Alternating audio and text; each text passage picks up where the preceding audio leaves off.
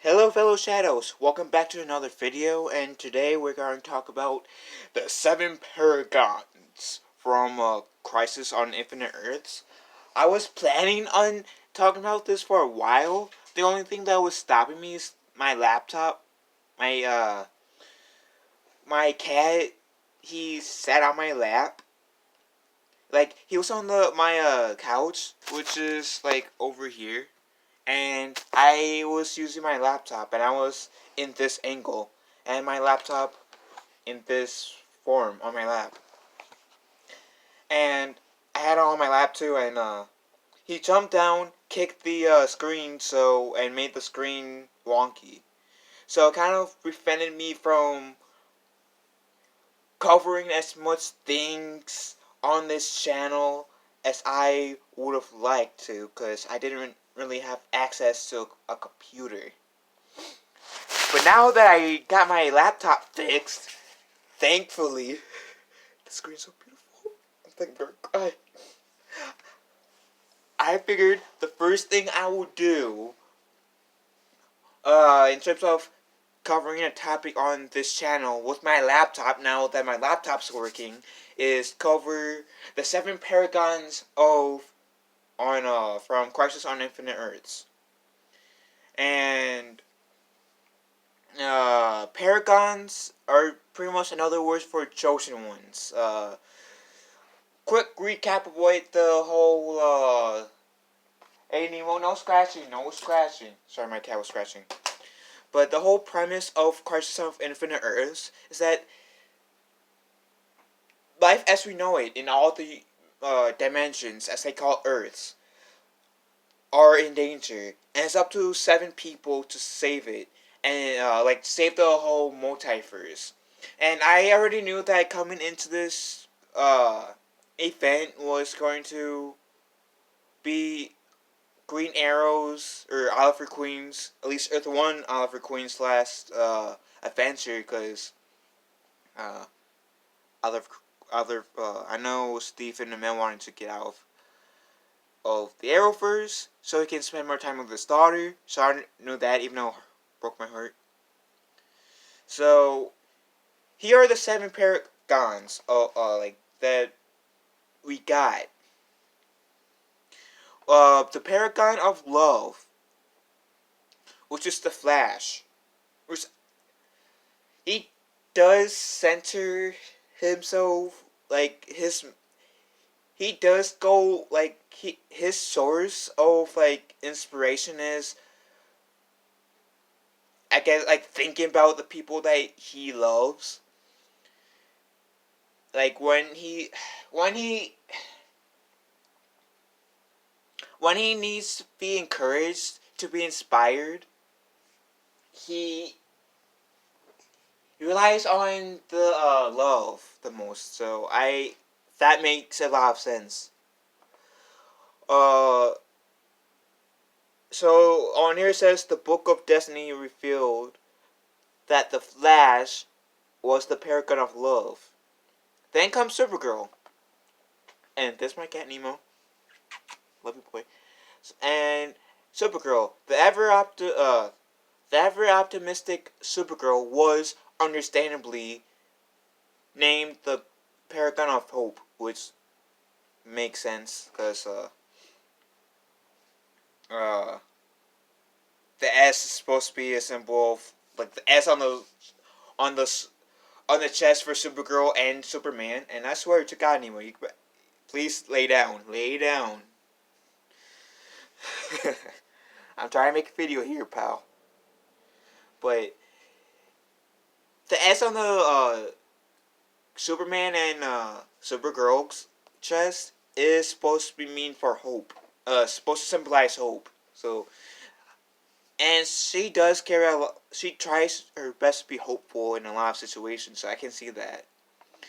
And then the Arrowverse newcomer, Batwoman, was named the Paragon of Courage.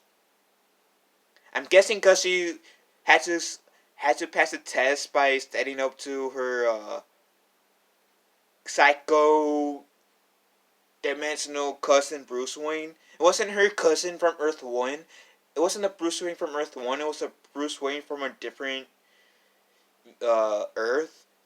And this Bruce Wayne was like, damn. I like Kevin Conroy's acting in there. It's just, damn, this Bruce Wayne, okay. But yeah, I guess the whole confronting her cousin was the test. See how if she was if she was courageous enough, and she was. Uh, time traveling Captain Sarah Lance was blessed with the title of Paragon of Destiny. She's the leader of the Legends, which is a time traveling group. So I can see that, and she does kind of. I can kind of see that. So I'm not gonna really dive into much of Sarah. You have to watch the Arrowverse. Like I was introduced to her in season two of Arrow, which I feel like a lot of people were. And since she is a time captain to a time ship that course corrects destiny, I can see why she'd be the paragon of destiny. Shaped by war and loss, veteran hero Martian Manhunter was named Paragon of Honor. Again, I can see that. I mean, Martian Manhunter, he for a long time thought he was the last Martian, Green Martian. He befriended a white Martian, and his brother, he put a Luke Skywalker with his brother. His Martian Manhunter's brother was evil, and his brother was played by Phil Lamar, who was the Green Lantern in the Justice League cartoons. But he was able to bring out the good side of his brother, which was great. So, University professor and family man Ryan Joy was surprisingly unfilled as the paragon of humanity. He was introduced in this Crisis, like I think season 2. I mean, episode 2 of Crisis. I don't really know that much about the character. So, but he did. I like the role that he did in this crossover, and I am hoping to see more of him in the Arrowverse. I really am, because I want to learn more about him, especially of this Arrowverse. Brennan's Routh. So Brennan Routh is the Atom, but donned the he reprised his role as Superman, because he was Superman in Actually, let me look this up. Brandon Routh Superman. Superman He Returns. He was Superman in Superman Returns, which was a 2006 movie. But he was the paragon of truth, as I was in this case, because when Lex Luthor was on that power hunt to kill all the Supermen, Lex Luthor rewrote the whole paragon of truth, and so Superman, the Brandon Routh Superman, was the original paragon of truth, and then Lex Luthor became the new paragon of truth towards the end of Crisis, and then how exactly these heroes will live up to their titles and defeat the antimatter has yet to be revealed. Well, okay. Well, I didn't really need to read that part then. So yeah. So between, of course, some members of Team Arrow, some members of Team Flash, Supergirl, Legends, and Batwoman. Yeah, and Team Arrow. The Flash, Supergirl, Batwoman, White Canary, Martian Manhunter, Ryan Joy, Superman kinda, and Lex Luthor were all able to save the multiverse. from being extinct. So,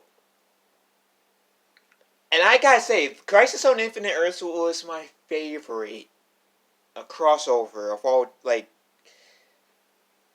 out of all the crossovers that I've seen on the Arrowverse, Crisis on Infinite Earths has to be my favorite, and in my opinion, the best one.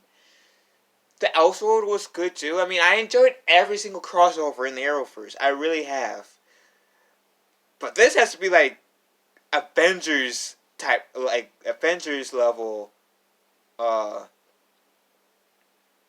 sized crossover, and it was great. It was really great. It would have been nice. I'm trying to think of the one thing that I was wanting to see when I was watching the show crossover.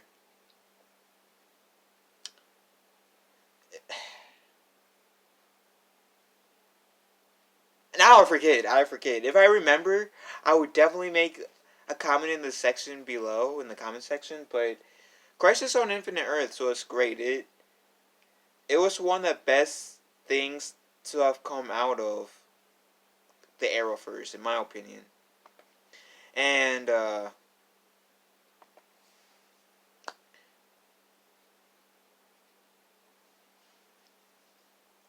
what do you guys think?